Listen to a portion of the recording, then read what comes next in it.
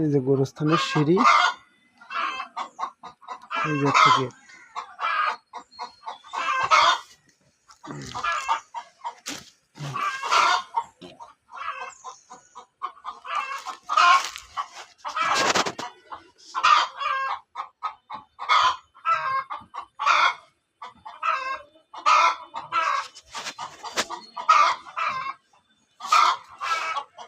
শাশুড়ি কবর।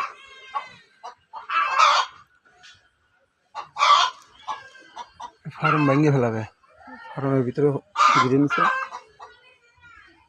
আমার শ্বশুরের খুব আশা ছিল টাইলস দিয়ে গোরস্থানটা করবে, আমার শাশুড়ি থাকতে বলতো। কবরটাও সুন্দর করে এখন মাটি দিয়ে উঁচু টুচু করে দিছি।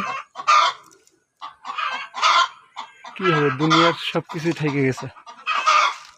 এই যে সুন্দর বাড়ি ঘর দুয়ার সব দিয়ে চলে গেছে।